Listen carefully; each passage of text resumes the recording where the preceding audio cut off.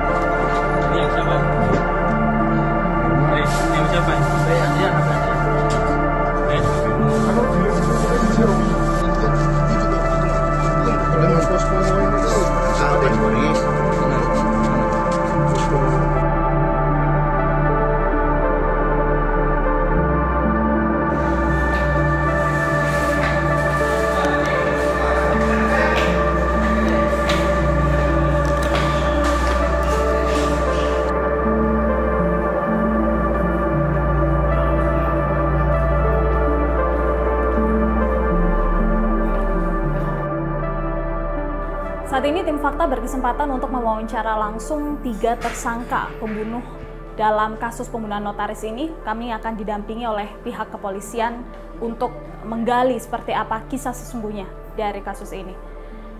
Selamat siang dengan Mas Warno, betul ya? Di hadapan saya ini pemirsa merupakan tersangka pembunuhan dalam kasus pembunuhan notaris ini. Jadi merupakan Mas Warno, merupakan otak sekaligus eksekutor ya dalam kasus pembunuhan ini. Mas Warno, saya pengen tahu ceritanya seperti apa sih awal mula, bagaimana kemudian akhirnya memutuskan untuk melakukan pembunuhan ini, seperti apa awal mula ceritanya? Perencanaan awal saya ingin menguasai mobil korban.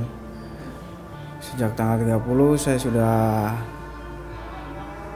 mengajak saudara Andra untuk menguasai mobil korban sampai kita janjian untuk ketemu dan akhirnya terjadi pembunuhan. Apa yang dikatakan saat itu ketika mengajak rekan Anda untuk ikut dalam pembunuhan ini? Saya bilang, ayo kita kuasai mobil korban. Anda sempat menolak, sempat berpikir satu malam, sampai akhirnya dia mau. Waktu ketemu sama Mas Anda nih, Mas Anda ya, itu kapan? Tanggal 30. Tanggal 30, itu mulai bicara ke Anda? Ke Anda. Saya ajak Andanya, kemudian berpikir satu malam, akhirnya Anda mau untuk menguasai mobil korban, dan kemudian kita ketemu korban pada tanggal 1. Seperti apa kronologinya? Kami bertemu di stasiun Bojonggede pada tanggal 1. Kemudian kita berangkat ke daerah Lewiliang. Minum kopi, selesai itu kita pulang ke stasiun Bogor, diantar oleh korban. Pukul 11 lewat itu udah nggak ada kereta yang ke Cibitung. Jadi terpaksa kami bermalam di situ dan kemudian saudara Anda menghubungi lagi korban sampai korban datang pada pukul 3 pagi. Untuk mengajak kami ke dekat kantornya.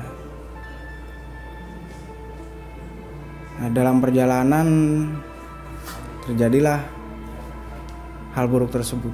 Bisa dijelaskan nggak di dalam mobil saat itu kondisinya seperti apa posisinya? Korban di depan sebelah kiri, Anda sebagai driver, dan saya di belakang sebelah kiri. Itu korban sempat melakukan perlawanan? Sempat melakukan perlawanan. Sempat teriak sampai akhirnya lemas. Setelah itu kami menuju arah Cikarang.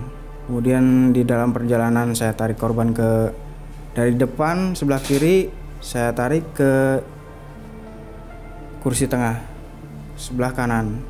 Lalu sampainya di Cikarang, karena kan hari sudah pagi, jadi saya membuang HP korban. Setelah itu saya pindahkan korban ke belakang bagasi, lalu mengikat korban dengan tali dengan batu. Pukul 2 malam saya jalan untuk membuang korban di daerah GIIC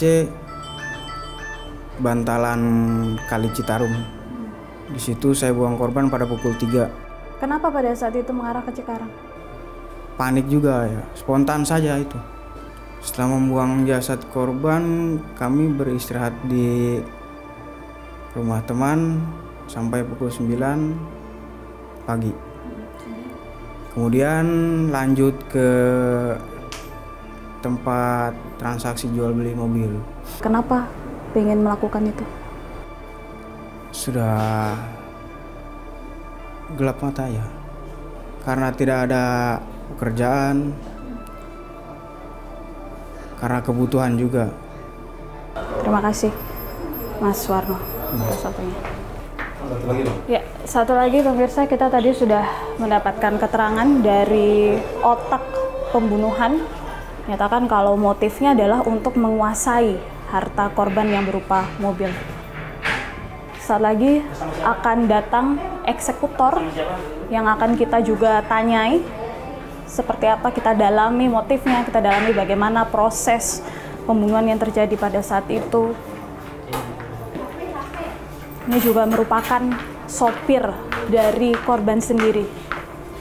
Seperti apa awal mulanya bisa melakukan pembunuhan ini? Awal mula itu tidak terbesit untuk melakukan pembunuhan, Bu. Karena terbesit itu saya hanya untuk mengambil mobil karena saya butuh uang, Bu. Oke, kemudian? Cuma kalau untuk semua dalang dari pembunuhan itu teman Andrian atau Warno, Bu.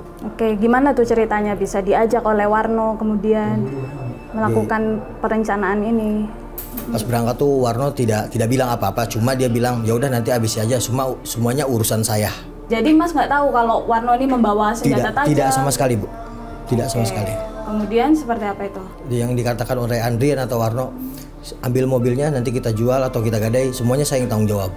Kenapa gitu. Mas mau? Saya butuh uang, Bu. Dari situ kita berangkat, Bu, untuk merencanakan mengambil unit mobilnya.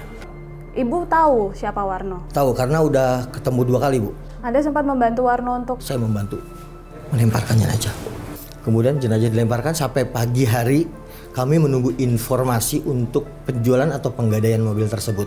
Sampai sore hari, Bu, itu kami berangkat mengantarkan unit mobil ke salah satu tempat tersebut untuk transaksi itu. Terus dapat uang? Dapat uang 40 juta dan masuk ke rekening saya. Oke. Ditransferkan ke rekening saya. Dan dari situ unit sudah terjual. Kami berusaha untuk kabur, Bu. Uangnya digunakan untuk apa? Uangnya digunakan untuk membeli handphone. 2 handphone Oppo Reno, 1 handphone iPhone. Dan untuk memberi jasa-jasa si calo tersebut dan Herman. Kenapa dibuat untuk beli HP? Pikir saya itu akan menjadi aset ketika saya sudah tidak mempunyai uang, Bu. Bisa kami jual gitu. Emang pembagiannya berapa, Mas? Kalau untuk dibagikan tidak ada dibagikan, Bu. Cuma Herman yang sudah terjadi, Herman saya bagi 5 juta. Cepot itu perantara saya bagi 3.500.000. Waktu diajak oleh Warno untuk ikut dalam kasus ini? Apa yang dijanjikan sama Warno? Untuk dijanjikan tidak, tapi yang jelas dia akan tanggung jawab semuanya, Bu. Mengenal korban awalnya dari mana, Mas? Mengenal korban awalnya dari mantan istri pertama saya, Bu. Dari tahun 2021 itu. Waktu dalam pelarian, sempat mendengar kabar kalau ada penemuan mayat, orang hilang dan sebagainya. Kalau kabar itu viral, tahu itu? Sempat tahu dari salah satu kawan saya itu Herman. Mempunyai status dari temannya dari WhatsApp bahwa ada penemuan mayat. Itu posisi kami masih di Bandung pas mengetahui itu, lalu untuk melarikan diri ke Solo. Oke, kalau gitu terima kasih Mas Anda atas waktunya. Satu lagi pemirsa, kita akan mewawancarai juga satu tersangka lainnya. Ini merupakan Herman yang menjadi perantara dalam kasus ini. Kita temukan fakta selanjutnya.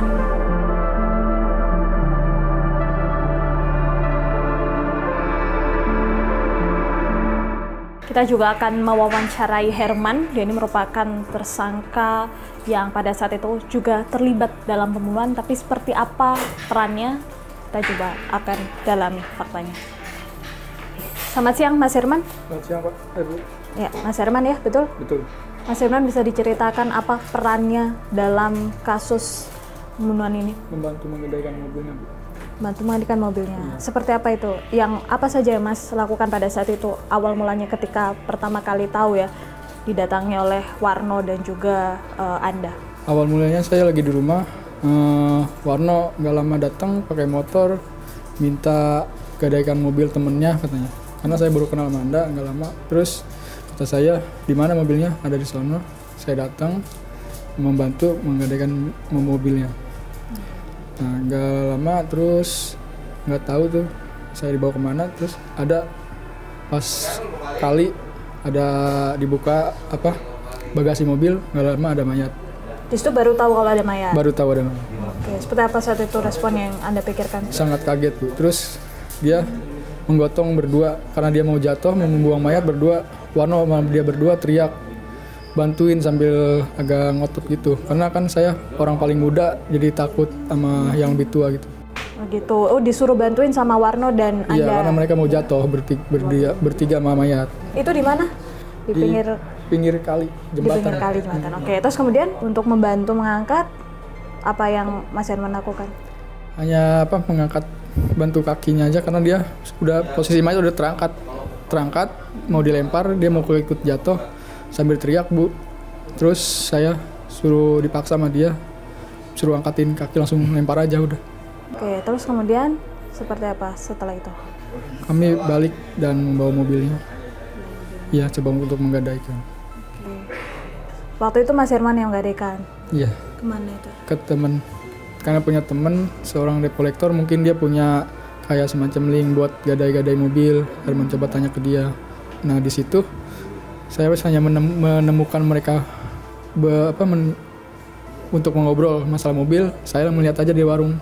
Sudah kejadian itu, masalah berapa saya nggak tahu. Jadi mereka semua yang nentuin harga dan itunya. Mas Herman kan tahu kalau itu mobil hasil perampokan dan ada pembunuhan juga di situ. Kenapa mau? Ya, saya nggak itu juga sih, Bu. Saya sebenarnya takut. Cuman kan dia tetap kekeh, Bu. Coba cariin. Karena kan dia lebih tua, Bu. Saya lebih muda. Saya lebih takut karena ke orang yang lebih tua. Dan mungkin yang disampaikan untuk keluarga korban? Buat keluarga korban, kalau emang Herman benar-benar salah, Herman minta maaf yang sebesar-besarnya. Karena walaupun Herman nggak melakukan itu, tapi Herman kan membantu untuk membuangnya. Karena itu pun karena paksaan. Herman sangat minta maaf, bermohon maaf kepada keluarga korban. Punya anak istri? Enggak, punya ibu aja. Ibu tahu nggak kejadian ini? Mungkin sekarang sudah tahu karena media kan sudah banyak, Bu. Terima kasih Mas Herman atas waktunya. Iya, Bu. Pemirsa, kita temukan fakta selanjutnya.